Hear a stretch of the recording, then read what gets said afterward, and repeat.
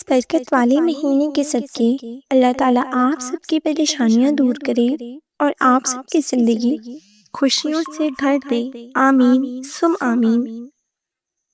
حضرت علی فرماتے ہیں، اللہ تمہارے دل سے کسی چیز کا خیال تب تک نہیں نکالتا جب تک تمہارے نصیب میں اس کے ملنے کی گنجائش ہوتی ہے۔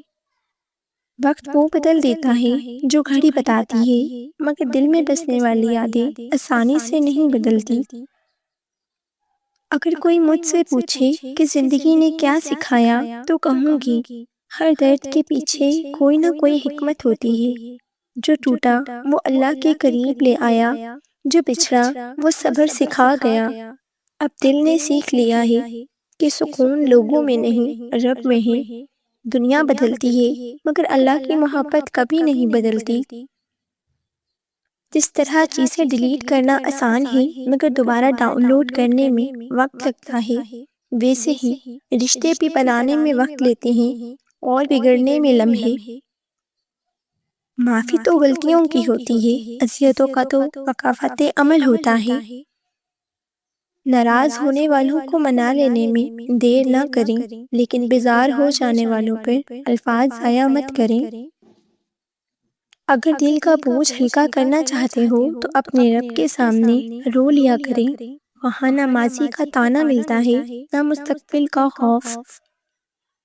کوشش کریں کہ کسی کے آنسوؤں کی وجہ آپ کا لہجہ نہ بنے، کیونکہ دل آزاری بہت بڑا گناہ ہے۔ بہادر انسان لڑائی کے وقت پہچاننا جاتا ہے، عقل مند غصے کے وقت اور سچا دوست ضرورت کے وقت۔ وفا مرد یا عورت کی نہیں بلکہ فطرت اور تربیت کی خوبی ہوتی ہے۔ عورت صرف زیور پہننے کی شوقین نہیں ہوتی، ضرورت پڑے تو وہ اپنوں کے لیے زیور بیچ بھی دیتی ہے۔ اپنی اولاد کو تربیت دینے کے لیے آپ کے پاس وقت نہیں، اور آپ کی اولاد کو بگاڑنے کے لیے معاشرے کے پاس بہت وقت ہے۔ پیٹ کی خاطر کبھی عزت نفس یا ایمان کا سودا نہیں کرنا چاہیے۔ تجربہ عمر کا محتاج نہیں ہوتا، کچھ لوگ عمر بھر نہیں سیکھتے اور کچھ جوانی میں ہی زندگی کی حقیقتیں سمجھ لیتے ہیں۔ عیب تلاش کرنے والا انسان اس مکھی کی طرح ہوتا ہے جو پورا خوبصورت جسم چھوڑ کر صرف زخم پر بیٹھتی ہے۔ اچانک چکر آنے لگے تو کالے نمک والا پانی پینے سے چکر آنا رک جاتا ہے۔ ہلکے رنگ کے کپڑے پہننے سے آپ کو گرمی کم لگتی ہے۔ نفسیات کے مطابق جب عورت کسی مرد سے سچی محبت کرنے لگتی ہے تو اس کی پہلی نشانی یہ ہوتی ہے کہ وہ اس کے سامنے شرمانا شروع کر دیتی ہے۔ جب تک اس دنیا میں مرد کا وجود ہے تب تک عورت کو دنیا کی سب سے خوبصورت مخلوق سمجھا جاتا رہے گا۔ محبت کا ہونا یا کسی کو پا لینا اتنا اہم نہیں جتنا اس محبت کو نبھانا اور اس کی عزت کرنا اہم ہوتا ہے۔ رشتوں کو اتنا غلطیاں کمزور نہیں کرتی جتنا غلط فہمیاں کرتی ہیں۔ جب کسی کو اپنا محبوب مان لیا جائے تو اس کی ذات میں عیب تلاش کرنا مناسب نہیں ہوتا۔ آپ کسی کے لیے کتنے اہم ہیں یہ ہمیشہ اہم ہے، یہ ہمیشہ وقت ہی بتاتا ہے۔ احسان فراموش اور مطلبی انسان سب کچھ حاصل ہونے کے باوجود بھی اندر سے تنہا اور بے سکون رہتا ہے۔ محبت بہت خوبصورت جذبہ ہے، بشرطیہ یہ کہ ساتھ چلنے والا انسان نیک اور مخلص ہو۔